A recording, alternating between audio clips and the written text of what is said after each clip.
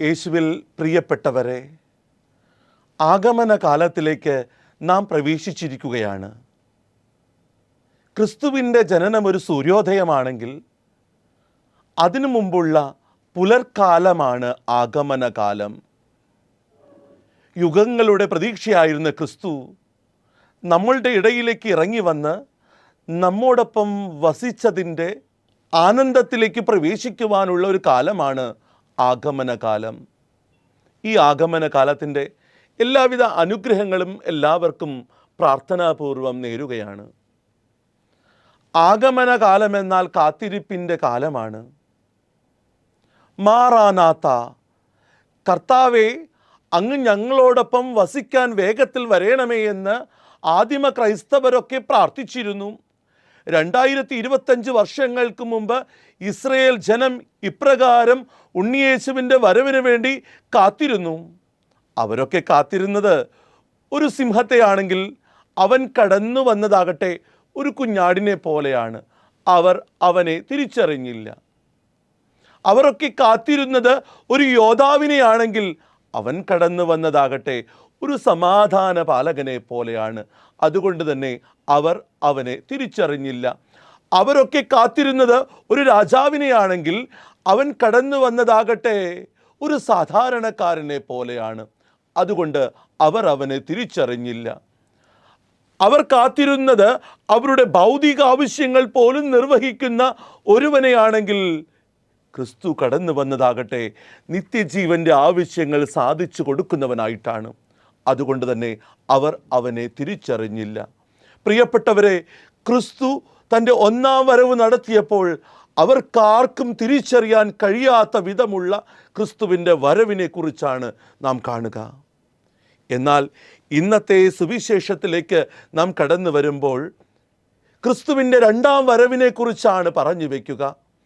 ആഗമന കാലത്തിലെ ഈ ഒന്നാം ഞായറാഴ്ച നാം വായിച്ചു കേൾക്കുക ക്രിസ്തുവിൻ്റെ രണ്ടാം വരവിനെ കുറിച്ചാണ്. ഒത്തിരി ഭീതി നൽകുന്ന, ഒത്തിരി ഭയം നൽകുന്ന വചനഭാഗങ്ങളാണ് ഈ സുവിശേഷത്തിൻ്റെ ആദ്യ ഭാഗത്ത് നാം കാണുക. സൂര്യനും ചന്ദ്രനുമൊക്കെ വലിയ അടയാളങ്ങൾ നൽകുമെന്ന് വചനം പറയുന്നു. കടലുകളുടെയും തിരമാലകളുടെയും ഇരമ്പലുകൾ ജനപദങ്ങളിൽ സംഭ്രമമുളവാക്കുമെന്ന് പറയുന്നു. ആകുലതകളും ഭയപ്പാടുകളും ജനക്കൂട്ടങ്ങളുടെ ഇടയിൽ അസ്തപ്രജ്ഞരാക്കുമെന്നുമൊക്കെ വചനം പറഞ്ഞു വയ്ക്കുകയാണ്. അതുകൊണ്ട് തന്നെ സുവിശേഷത്തിൻ്റെ ആദ്യ 3 വചനങ്ങൾ കേൾക്കുമ്പോൾ ഒത്തിരി ഭയങ്ങളും ആകുലതകളുമൊക്കെ നമുക്കൊക്കെ നൽകുന്നുണ്ടെങ്കിലും തുടർന്നുള്ള വചനങ്ങൾ നമ്മെ സന്തോഷത്തിലേക്ക്, അല്പം ആശ്വാസത്തിലേക്ക് നമ്മളെ നയിക്കുന്നുണ്ട്. സ്വർഗീയ തേജസ്സോടുകൂടെ, മഹത്വത്തോടെ, പ്രത്യാശയോടുകൂടെ ക്രിസ്തു വാനമേഘങ്ങളിൽ മേഘപാളികൾക്ക് ഇടയിൽ പ്രത്യക്ഷനാകും എന്ന് വചനം പറഞ്ഞു വയ്ക്കുകയാണ്. പ്രിയപ്പെട്ടവരെ, ഇന്നിൻ്റെ സഹനങ്ങളും വേദനകളും കഷ്ടപ്പാടുകളുമൊക്കെ കടന്നു പോകും. പ്രത്യാശയുടെ നല്ലൊരു ദിനം നിനക്കായി കാത്തിരിപ്പുണ്ടെന്നുള്ള ഒരു ഓർമ്മപ്പെടുത്തൽ സുവിശേഷം നൽകുകയല്ലേ ചെയ്യുന്നത്. ഒരു പാട്ടിങ്ങനെയാണല്ലോ: ഇല പൊഴിയും കാലങ്ങൾക്കപ്പുറം തളിരണിയും കാലമുണ്ടതോർക്കണം, കവിളിലൂടൊഴുകുന്ന കണ്ണീരിനപ്പുറം പുഞ്ചിരിയുമുണ്ടെന്നോർക്കണം. അനുദിന ജീവിതത്തിലെ സഹനങ്ങൾക്കും വേദനകൾക്കും കഷ്ടപ്പാടിനും അപ്പുറത്ത് പ്രത്യാശയുടെ ഒരു ദിനം നിനക്ക് വേണ്ടി കടന്നു വരുമെന്ന് സുവിശേഷം ഓർമ്മപ്പെടുത്തുകയാണ്. ഒരു സസ്പെൻസോടുകൂടെ വചനം പറഞ്ഞു വയ്ക്കുന്നത് ഇങ്ങനെയാണ്: ആ ദിവസം ഒരു കെണിയെന്ന പോലെ കടന്നു വരും. പ്രിയപ്പെട്ടവരെ, ആ ദിവസത്തിന് വേണ്ടി എപ്രകാരം ഒരുങ്ങണമെന്നും സുവിശേഷം നമ്മെ ഓർമ്മപ്പെടുത്തുന്നുണ്ട്. ഒന്നാമതായി പറഞ്ഞു വയ്ക്കുക ശിരസുയർത്തി നിൽക്കുക എന്ന് തന്നെയാണ്. ശിരസുയർത്തി നിൽക്കുക, പാപഭാരം കൊണ്ട് തലകുനിച്ചു നിൽക്കാതെ ക്രിസ്തുവിനെ ഉള്ളിൽ സ്വീകരിച്ച് അനുതാപത്തോടുകൂടെ ജീവിച്ച് ക്രിസ്തുവിന് മുമ്പിൽ ധീരതയോടുകൂടെ ശിരസുയർത്തി നിൽക്കാനായിട്ട് സാധിക്കണം. പാപം കൊണ്ട് തലകുനിക്കാതെ വിശുദ്ധി കൊണ്ട് തലയുയർത്തി നിൽക്കുന്ന ഒരു സമൂഹമായി മാറുക. രണ്ടാമത് വചനം പറഞ്ഞു വയ്ക്കുക കൂടുതൽ ശ്രദ്ധിക്കുവിൻ എന്നുള്ളതാണ്. ശ്രദ്ധിക്കുവിൻ, ദൈവകൽപ്പനകൾ ലംഘിക്കാതിരിക്കുവാൻ ശ്രദ്ധിക്കുവിൻ. വചനം കൃത്യതയോടുകൂടെ എടുത്തു പറയുന്നു, മദ്യാസക്തി, സുഖലോലുപത, ജീവിത വ്യഗ്രതകൾ തുടങ്ങിയ പാപങ്ങളിൽ പെട്ടുപോകാതിരിക്കുവാൻ ശ്രദ്ധിക്കുവിൻ.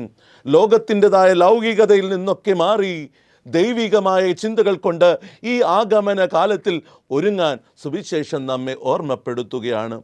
സുവിശേഷം നൽകുന്ന മൂന്നാമത്തെ നിർദ്ദേശം എന്നുള്ളത് പ്രാർത്ഥിക്കുവാനാണ്. നിരന്തരമായിട്ടുള്ള പ്രാർത്ഥനയുടെ കാലമായി മാറണം ആഗമനകാലം.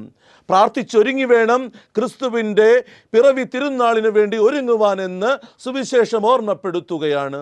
പ്രാർത്ഥനയോടുകൂടെ ദൈവവുമായുള്ള അഭേദ്യമായ ബന്ധം വളർത്തിയെടുക്കുന്ന കാലമാകട്ടെ ആഗമനകാലം. വചനം അവസാനിക്കുന്നത് ഇപ്രകാരമാണ്: ജാഗരൂകരായിരിക്കുവിൻ, ജാഗ്രതയോടുകൂടെ ജീവിക്കുവിൻ. ആത്മശരീരങ്ങളുടെ എല്ലാ പ്രവർത്തനങ്ങളും ചിന്തയും വാക്കും പ്രവൃത്തിയുമൊക്കെ ജാഗ്രതയോടുകൂടെ കാത്തു സൂക്ഷിക്കുവിൻ. നിന്റെ ഓരോ പ്രവൃത്തികളുമൊക്കെ ജാഗ്രത നിറഞ്ഞതാകട്ടെ, നിന്റെ കാഴ്ച പോലും ജാഗ്രത നിറഞ്ഞതാകട്ടെ. അങ്ങനെ ഈ ആഗമന കാലത്തെ വിശുദ്ധമാക്കി മാറ്റാം. സുവിശേഷം നമുക്ക് നൽകുന്ന നിർദ്ദേശങ്ങളുണ്ടല്ലോ, ശിരസുയർത്തി നിൽക്കാൻ നമുക്ക് സാധിക്കട്ടെ. അതുപോലെ തന്നെ സുവിശേഷം നമുക്ക് പറഞ്ഞു തരുന്ന രണ്ടാമത്തെ പാഠമാകുന്ന ശ്രദ്ധ നമ്മുടെ ജീവിതത്തിലുണ്ടാകട്ടെ. ഒരു പാപത്തിൻ്റെ അംശം പോലും ജീവിതത്തിൽ വന്നു ഭവിക്കാതെ ശ്രദ്ധയോടുകൂടെ നമുക്ക് ജീവിക്കാം. മൂന്നാമത്തെ പാഠം, പ്രാർത്ഥിക്കാം, ജാഗ്രതയോടുകൂടെ നമുക്കായിരിക്കാം. കൂടുതൽ വിശുദ്ധമായിട്ടുള്ള ജീവിതത്തിലൂടെ നമുക്ക് ഈ ആഗമന കാലത്തിലൂടെ നമുക്ക് ക്രിസ്തുമസിനെ സമീപിക്കാം. അനുഗ്രഹദായകമായ തിരുപ്പിറവിയുടെ ഒരുക്കക്കാലം നമുക്ക് ഉണ്ടാകട്ടെ എന്ന് പ്രാർത്ഥിക്കാം.